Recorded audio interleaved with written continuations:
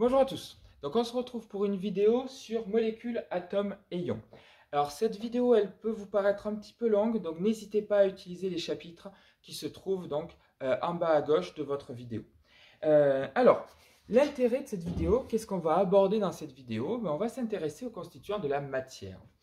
Alors, c'est des choses qui vont, en tout cas au début, vous sembler assez familières puisqu'on en parle depuis la sixième, 5e, 4e. Vous avez parlé de toutes ces notions. On s'intéresse souvent à savoir qu'est-ce qui va constituer la matière qui nous entoure. Euh, donc, question posée autrement. Imaginons que j'ai un morceau de matière quelconque, quelle que soit la matière. Si on zoomait dessus, qu'est-ce qu'on verrait? Alors peut-être que certains d'entre vous auraient tendance à répondre des cellules. Alors attention, effectivement ça c'est vrai en SVT, mais pourquoi c'est vrai en SVT? Parce que vous vous intéressez à de la matière issue du vivant. Et effectivement, ce qui va constituer le vivant, en tout cas tous les êtres vivants, seront constitués de cellules. Or, si je zoome sur ce stylo, si je mets ce stylo sous un microscope, je ne verrai pas de cellules, tout simplement parce qu'il ne fait pas partie du vivant. Donc nous, on va essayer d'être un peu plus général, et donc on va essayer de s'intéresser à n'importe quelle matière, et on va se poser la question de quels vont être les constituants communs à n'importe quelle matière, qu'elle soit vivante ou non, que ce soit de la peau d'oignon, que vous avez sûrement vu en SVT, ou que ce soit ce stylo. Et bien dans les deux cas, si on zoomait dessus, ce qu'on verrait apparaître, ce sont des molécules. Alors ça, tu connais certainement, tu en as vu effectivement l'année dernière en physique. Vous avez peut-être vu la molécule d'eau, H2O, de dioxyde de carbone, CO2, ou pourquoi pas CH4, le méthanol. Tu en as vu peut-être d'autres. Si on continue à zoomer, donc on s'intéresse maintenant à ce qui va constituer les molécules. Là encore, c'est quelque chose que vous connaissez.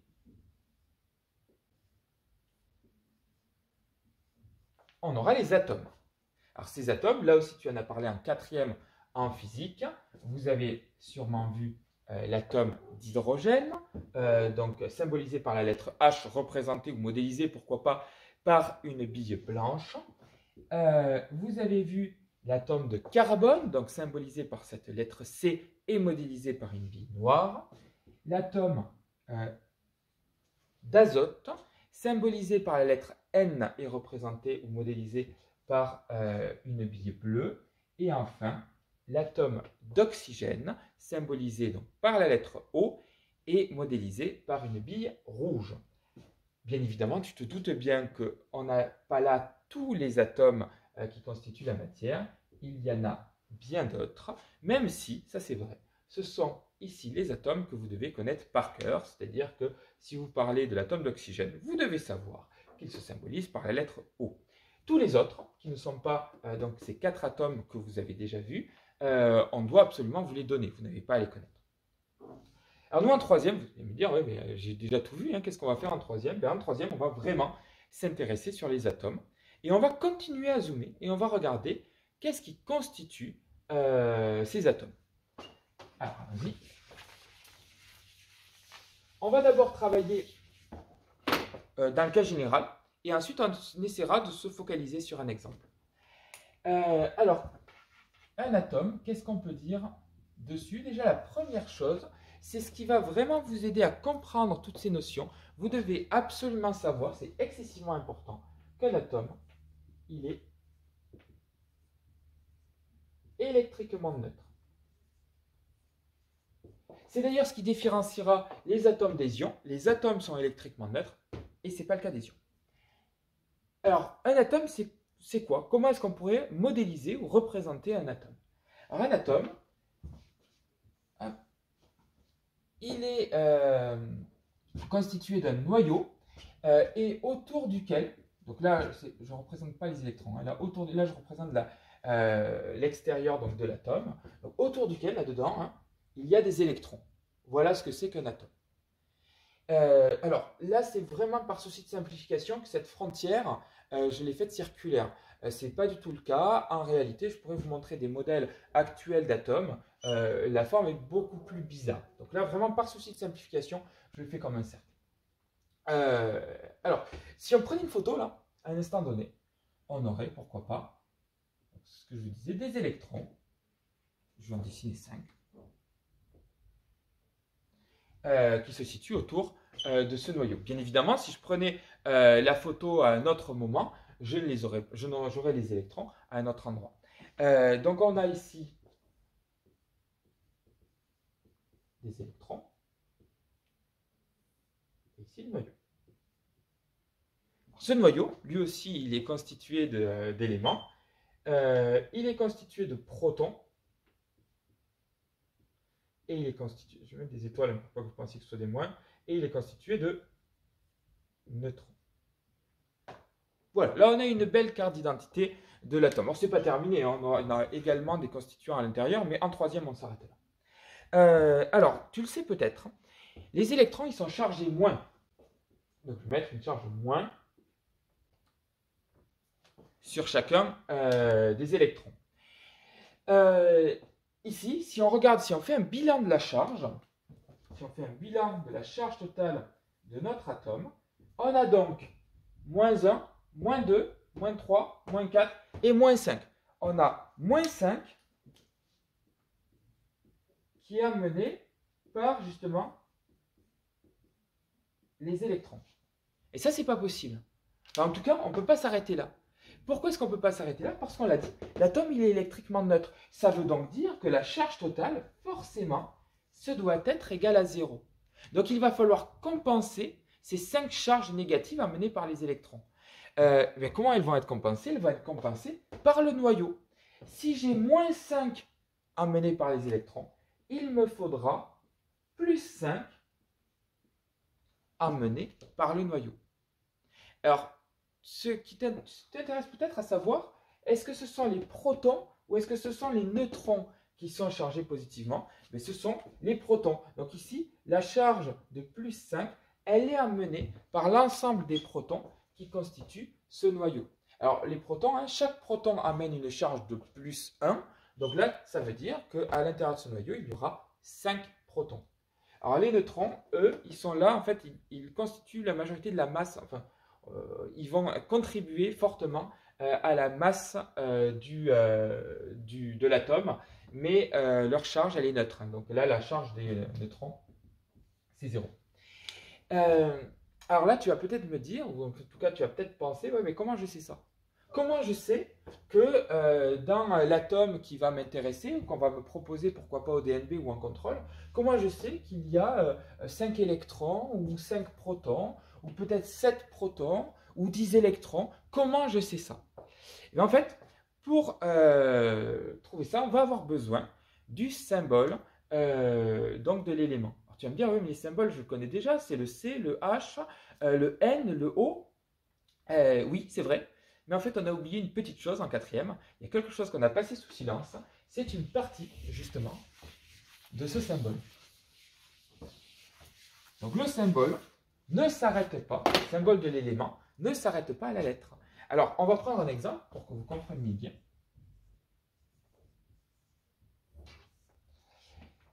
Et on va prendre l'exemple de l'élément lithium. Alors, j'aurais pu prendre autre chose, hein. Mais c'est juste pour vous dire que vous n'avez pas à connaître ces éléments par cœur, ils vous seront forcément donnés. Donc si on vous parle du lithium, on doit vous donner le symbole du lithium. Donc le symbole du lithium, Li. Et donc ça ne s'arrête pas là. On a deux nombres qu'on rajoute à gauche du symbole.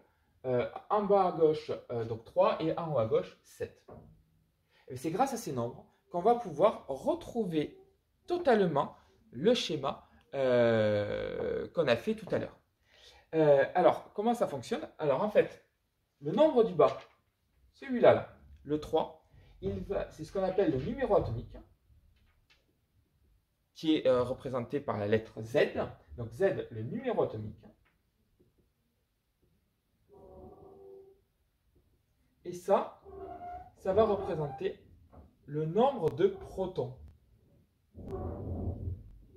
Ça veut donc dire que je sais déjà que dans l'élément lithium, dans le noyau, il y aura 3 protons. Le 7, qui est en haut, il représente le nombre de nucléons. Et encore un nombre bizarre. Alors les nucléons, c'est les protons plus les neutrons.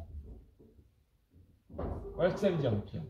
Ça veut donc dire qu'il y a protons et neutrons, il y en a 7 en tout. Et je sais qu'il y a 3 protons. Eh bien, ça veut donc dire qu'il y aura forcément 4 neutrons. Alors, je vais m'arrêter là pour... Allez, c'est reparti.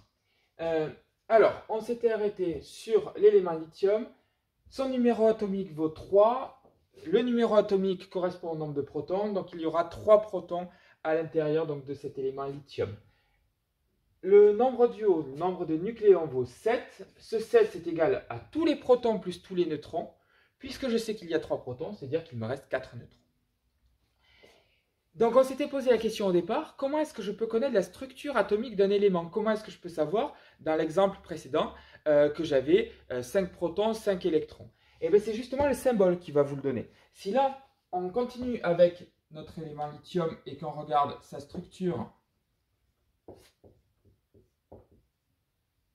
atomique, de quoi est constitué l'atome de lithium, et bien, il sera constitué de 3 protons,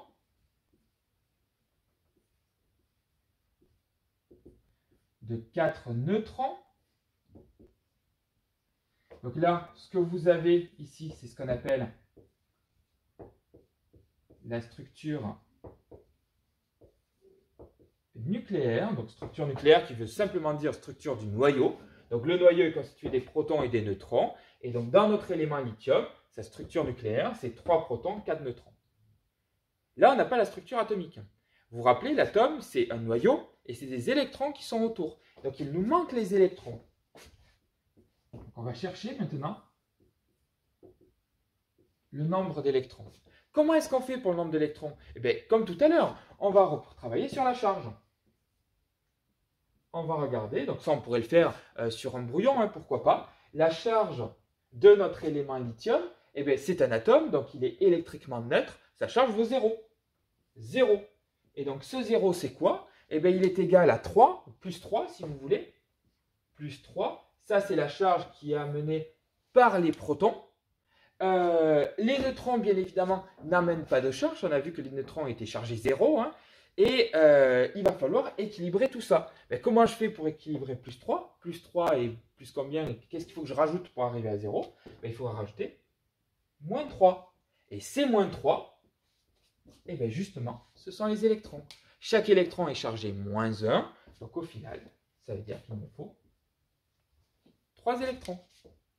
Voilà. Donc là, c'est bon. Je viens de trouver la structure atomique de mon élément lithium. 3 protons, 4 neutrons que j'ai trouvé directement avec le symbole. Et 3 électrons que je trouve par déduction grâce à mon équation de charge.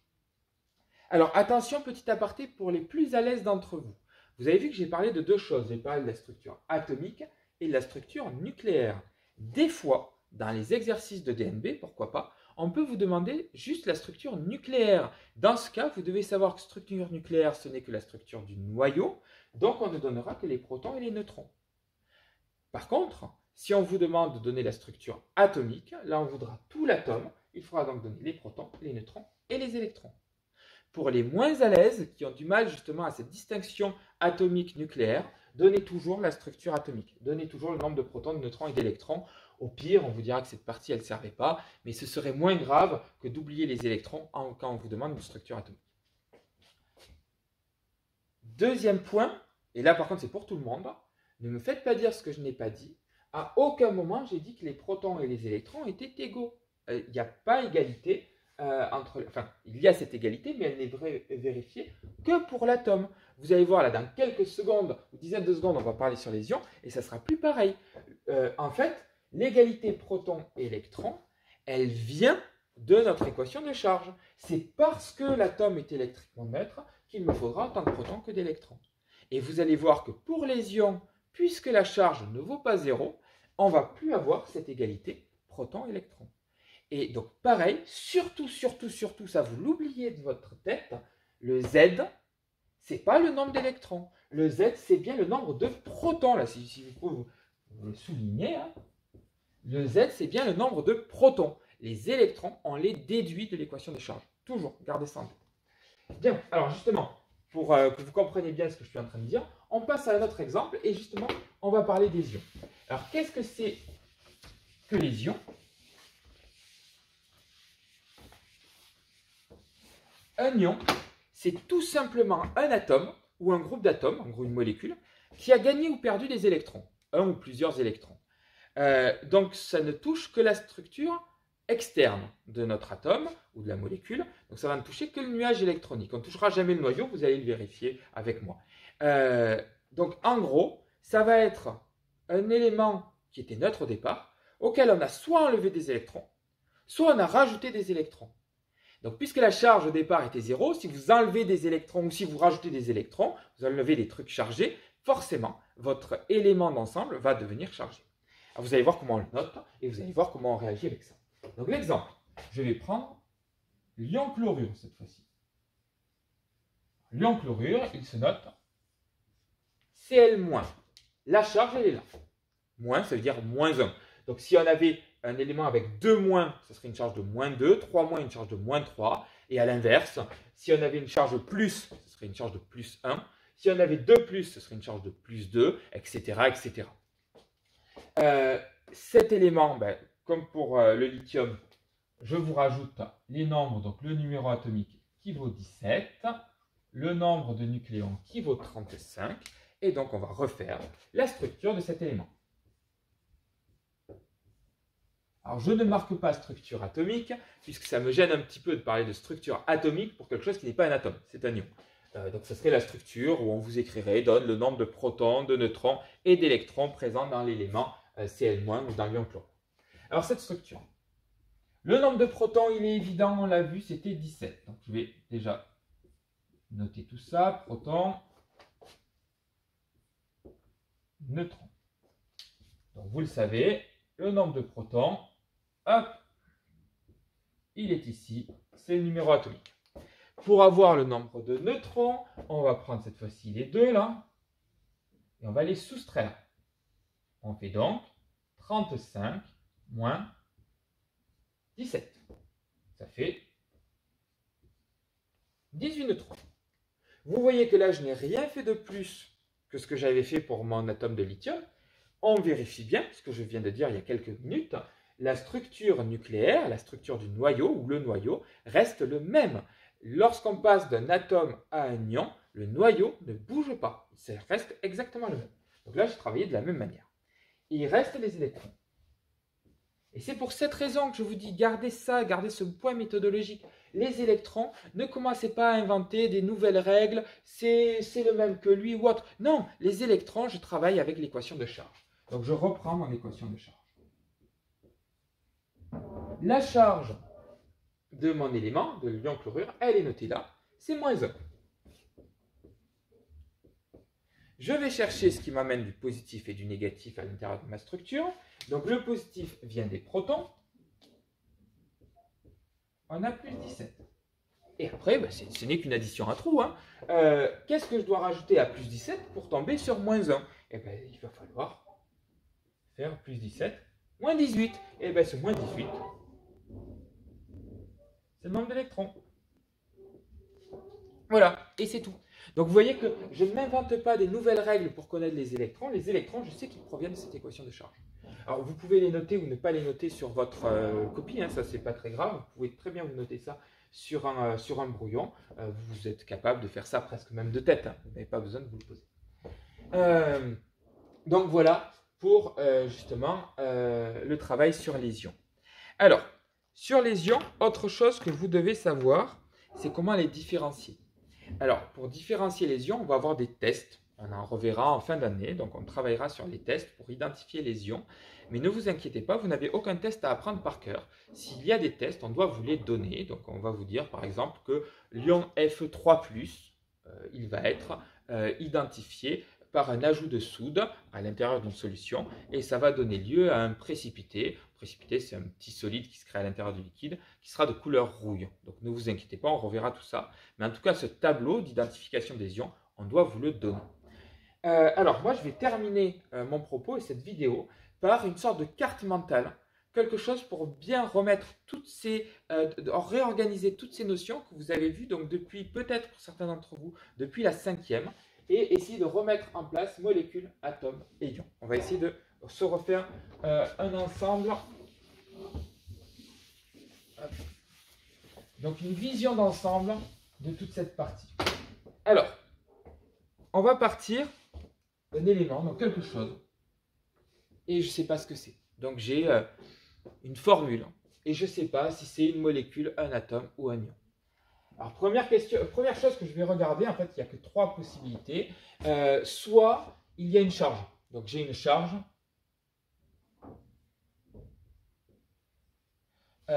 sur votre élément. Par exemple, on pourrait mettre un exemple,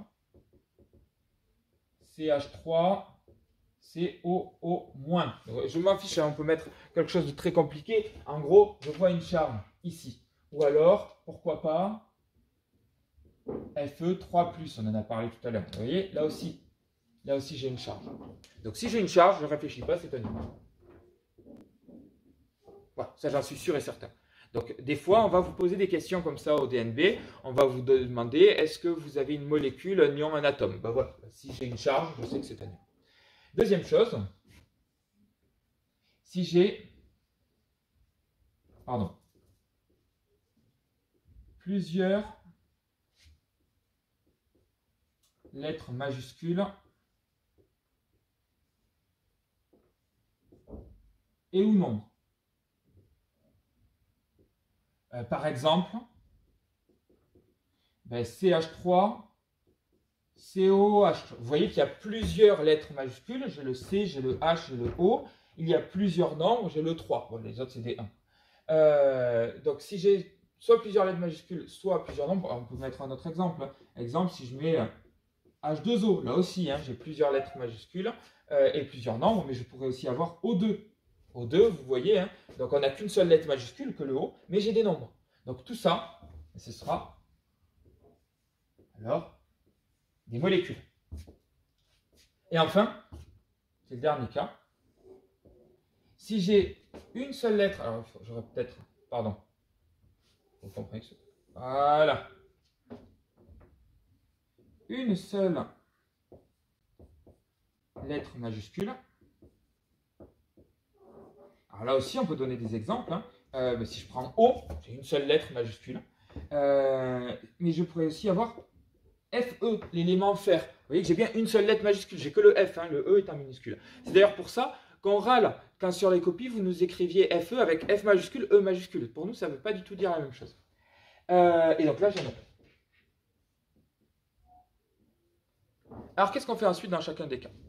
On va repartir de bas en haut. Si j'ai un atome, on va pouvoir me demander la structure atomique ou nucléaire. C'est ce qu'on a fait. C'est ce qu'on a fait. On va trouver le nombre de protons, le nombre de neutrons, le nombre d'électrons. Si j'ai une molécule, on va me demander la structure moléculaire. C'est ce que vous avez déjà fait. En devoir l'année dernière, en DNB blanc, la structure moléculaire, rappelez-vous-en. Par exemple, pour H2O, ce serait dire qu'il y a 2 atomes d'hydrogène et 1 atome d'oxygène qui constituent cette molécule. Si on a un ion, ça va être un peu plus long. Si on a un ion, on va essayer de caractériser l'ion.